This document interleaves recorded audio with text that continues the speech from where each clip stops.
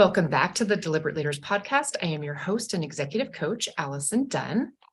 Today we have with us Elisa Schmitz. She is an award-winning Latina entrepreneur and journalist. She is the founder and CEO of 30seconds.com with millions of unique users every month.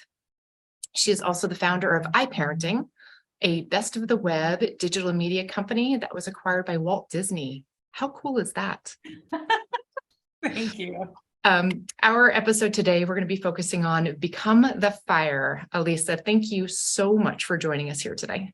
Oh, thank you for having me, Allie. It's great to be here. Absolutely. I love to kick these off with a deliberate conversation. What would be your number one leadership tip for our listeners today? Oh my gosh, I have lots to say about that, but I'll try to boil it down. I think, and I talk about this in my book, Become the Fire, actually. For me, the number one trait that a leader must have is empathy. I believe that without empathy, it's very, very hard to lead because you have to have a relationship with your team that's based on mutual respect. And when you're able to lead with empathy and kind of put yourself in the shoes of your team members, you are better able to, form those relationships, use your emotional intelligence, not just your other, skill set as a leader. But that's how you form the relationship that you need in order to kind of get that team that is willing to, do what it takes to get the job done and to go above and beyond. And I say that, empathy is the thing that fuels inspiration and the ability to inspire and also be inspired. So it's a two-way street. I'm naturally an empath, so it's one of those things where I think it's hard for me to explain. So how would you explain to someone how to be empathetic?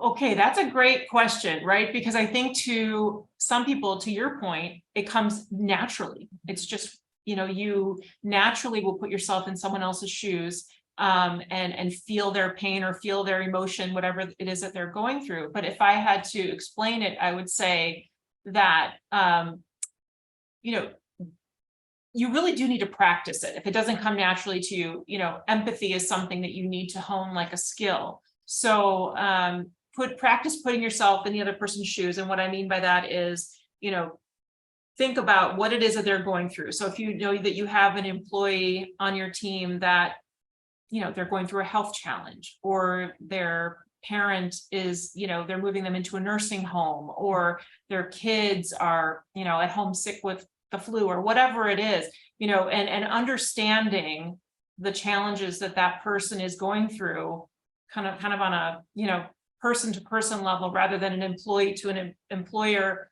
level, enables you to feel and then respond according to that person's needs. So I think by using those kind of, emotional intelligence skills and feeling, and even if you don't feel it, understanding what the other person is going through, and then kind of adjusting your behavior accordingly, it takes you miles in the relationship, just that little thing of the employee knowing that you understand, okay, this is all that stuff that's going on in my life. And so therefore, maybe I'll be late, or maybe I need a day off, or, whatever it is that the issue is. I think, by being empathetic and adjusting kind of what your mindset or your expectation is of that person,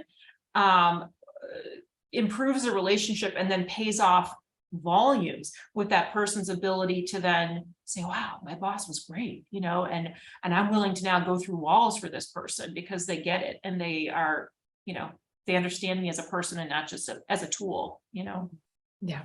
I think you just described it perfectly. I would describe it as how you build that connection with someone else. And yes, it is by coming to their side and understanding where they're coming from.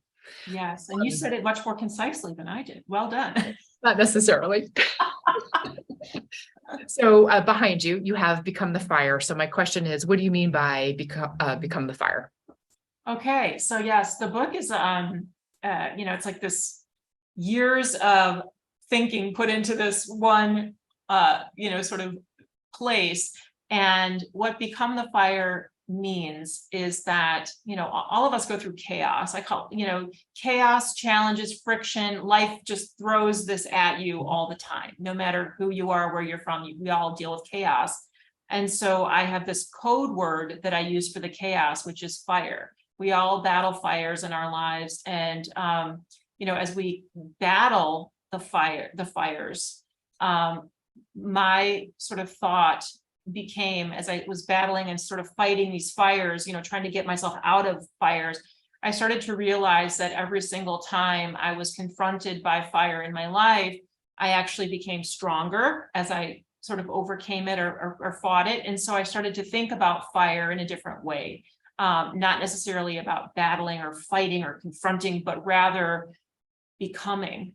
So it became, instead of a negative, I tried to, in my mind, my mindset shift, feel that the fire was helping me to become stronger, smarter, wiser. So I was becoming the fire rather than, being burned alive, because it's very easy to feel that way, right? When fire keeps coming at you, it's like, oh my gosh, or waves keep coming at you, I'm going to drown. Fire keeps coming at you, I'm going to get burned. So it was a mindset shift in thinking about the fire in a positive way and actually taking on the fire's strength and becoming the fire. Okay. I love the idea that you become something and then you use it, you know what I mean? You use it to, for good as a tool. Yeah. So in your book, Become the Fire, you're helping guide people to really kind of lean into their dreams. Is that correct? Oh my gosh, absolutely. That's one of my biggest messages, I guess, is that, taking it from a dream to an action. So, take it, I think I use the phrase, go from dreaming to doing, or, becoming a maker, actually ideating and putting your ideas into action. Absolutely. Is that who you wrote the book for? Yes, it's for the dreamers who want to be doers and the doers who want to do more. And there's just so many people in the world that covers, right? It was actually through a mentoring organization that I'm a part of through my alma mater, Northwestern University. I was mentoring young students and young alumni from Northwestern. And, you go to these events and you tell your story. And at one of these events, a young woman asked me after I was done speaking, she said, how did you do it? That's what she wanted to know. How did you do it? And, I had to stop.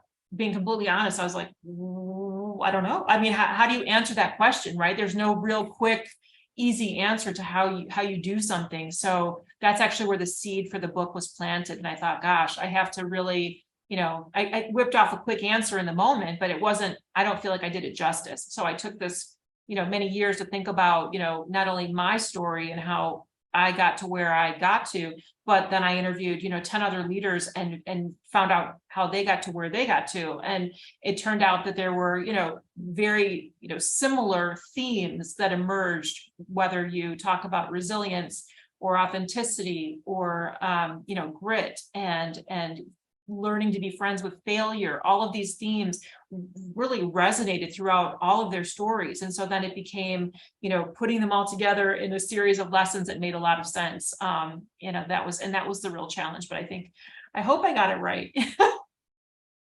Well, at least you're providing a framework for someone to be able to even be confident about moving forward and having a blueprint on how to do it, right? Yeah, that was the goal, is to just really make it something that was actionable rather than kind of a flip or a quick response. I wanted to make it, okay, you want to know how I did it? Here's how I believe I did it. And here's what I think it takes to do it, whatever it means in your life. One of the questions that I want to kind of dive a little bit into, because I feel like you focus on BIPOC, Black, Indigenous, and people of color, specifically women, correct? Yeah. In this current climate, as they're becoming the fire and making their dreams come alive, what are some of the challenges and things that you believe they need to be taking into consideration? Yeah, I think this is a really interesting time in the world, right? I mean, there's so many things going on. But the thing that when I think about women and BIPOC, I think about, the fact that there's all of this stuff going on that we're all dealing with. And then the fact that women and BIPOC kind of have it a little bit more, more intensely because there's just so much that's been sort of stacked against them. And so I try to, again, like kind of with the flipping fire on its head, that message, you're not being burned, we're becoming the fire. It's sort of a similar thing where I feel like, my message is that all of those differences that can be perceived as weaknesses, whether, because we're women, whether it's because we're first generation Americans, whether it's because of our, socioeconomic status, our religion, our race, all of these things that can be, sort of considered disadvantages. I want to sort of put the message out there that we also can look at them as strengths and not only as weaknesses, but strengths, because we've been through so much. Our experience, I detail, my story and other women's stories in the book. All of these things that have sort of confronted us as fires in our lives certainly have been difficult to overcome, but they've also made us so much stronger, so much, wiser, so much more resilient. All of these things that sort of propel us as superpowers. And so that's really my message, when I speak to women in BIPOC, and, whether you're a young woman or a woman who's going through a transition in your life. The pandemic, as we know, has caused like sort of, many things to happen, the great resignation, quiet quitting, people reevaluating what they want to do with their lives. Now is a great time to sort of think about what it is you want to do and use these strengths that you've gained from all of these challenges as your superpowers to, sort of launch your next chapter. Elisa, what would you say are the barriers women and BIPOC are facing that when they seek success, and how are they overcoming those? Well, the overcoming is what I was just talking about, and I think that the challenges, there's so many studies I mentioned in my book from, women and BIPOC not feeling like they can achieve the American dream. From the McKinsey study that kind of shows that there's a broken rung on the way toward manager. I think they said from 2016, every single year, it's shown this, trend of, women not and BIPOC not being able to kind of move up the ladder at the same rates as their white or male counterparts.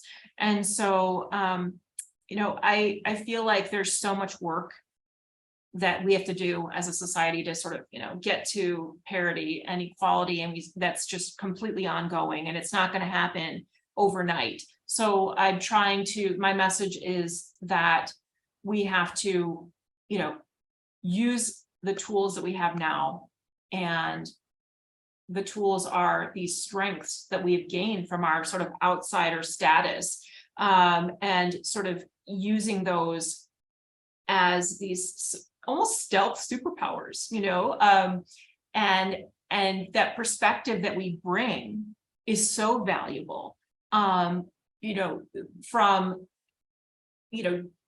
There's, again, I'm not going to remember the source at the moment, but there's like so many studies that show companies with gender diverse management teams and gender diverse boards outperform other companies. So it not only makes sense to have these diverse teams, and I think women in BIPOC can take advantage of these opportunities to showcase their knowledge and their perspectives, but it makes perfect business sense, and so coming to the table with your strengths, not only gained from work experience but also life experience, such as I just described, can help companies win in today's economic climate.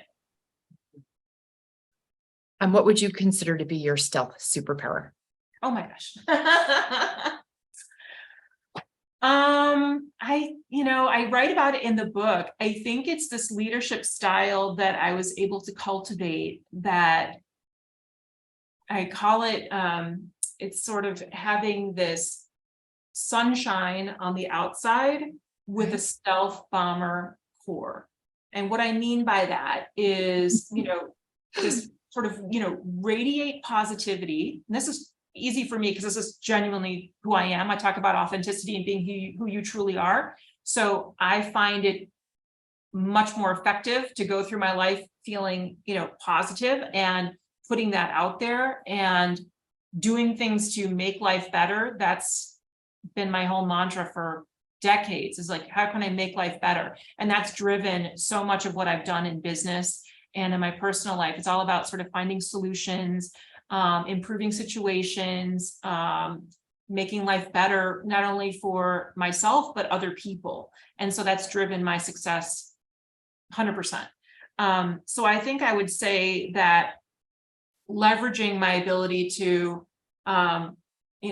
put that sunshine out there, if you will, be radiating positivity, seeing problems, finding solutions, but then also relying on that inner strength that I was talking about. So as you go through fire, as you overcome these challenges, you develop that inner strength, and knowing when to deploy that inner strength as a, I call it the stealth bomber, because, looking at me on a normal day and I'm just out there putting out, this good energy, you're not going to necessarily think, oh, she's super strong inside or whatever. But when you need to be, when I need to be, it comes out and you take care of business and stuff gets done, stuff gets resolved.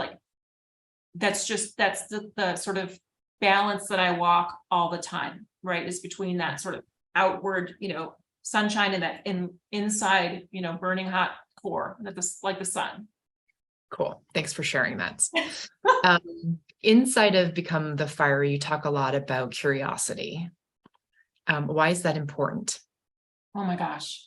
So another theme, curiosity is everything. For me, it's what drove my first business. It's the seed of the first business. So my company was called iParenting, but it didn't start out that way. It started out as a pregnancy newsletter.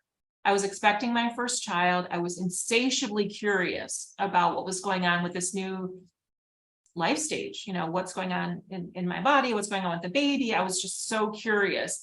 And so looking around, I couldn't find a pregnancy magazine newsletter at the time. And so I decided to go, do a survey, find out if other pregnant women also wanted this information. They resoundingly did. And so I decided, I'm going to make one. Not knowing, how to do it, but I just did it. I figured it out on my, sort of on the way to doing it. And so that drove the idea, that drove the first iteration. And then as things progressed and I realized, well, my pregnant users aren't going to be pregnant forever. I'm going to need somewhere, if I want to keep my customers, right? I have to evolve with them. So I did. And that became, the baby site and then the toddler site. And then I realized, okay, this is an entire life cycle thing. Yeah. So it became iParenting, which then, became, as you mentioned, best of the web company that drew the attention of much larger media companies and eventually was acquired by Disney. And then while I was at Disney, my curiosity again sort of served me a second time when I started to notice the proliferation of mobile phones and, the iPhone and the smartphone, all of these things were happening. And I thought this is the next opportunity because we're all sort of glued to our phones, and my lens was looking at it through, the lens of motherhood and how all moms were, glued to their phones looking for expert advice or a coupon or a recipe or all of these things. And so I thought if I can create a destination where moms can get great, quick information in the same amount of time it takes to watch an ad on TV, 30 seconds, then I think that we really have something. So that's that mission, drove me. And that site has now evolved from what was first called 30-Second Mom. It's now called 30seconds.com. And it's a complete lifestyle destination that's not only for mothers, but, for dads and for those who are interested in health and food and travel content. So And it's, again, all driven by curiosity and providing answers and solutions, originally from my own life and then for other parents around the world. And that is the tie back to the 30 seconds that is now back. I can see that behind you too. All right. Yeah. Yes. Very Exactly. cool. Can you quickly share what would be one major success 30-second story? Ooh, there's a bunch that come to mind, but one that is kind of recent and very exciting is just last year, 30 Seconds was selected by Google to represent the state of Illinois in its economic impact report. So that was super cool. Just again, because based on our, thank you, based on our growth and so we were actually, in their economic impact report for the state of Illinois. But there's, lots of stories, like even from earlier on, I, selected for a Mondelez International, which is the giant food company. They had a program called Mobile Futures, and they were looking for the best mobile focused companies to come and present and possibly work with them on mobile ventures. I was the only female founded company that was selected to go present, thank you, at their headquarters in New Jersey. So things like that, that have really enabled our business to stand out from the crowd. Very nice. Excellent. Thank you for sharing those. Elisa, thank you so much for joining us here on Deliberate Leaders. I've appreciated your sharing and wish you continued success. Thank you. Right back at you. Thanks so much for having me.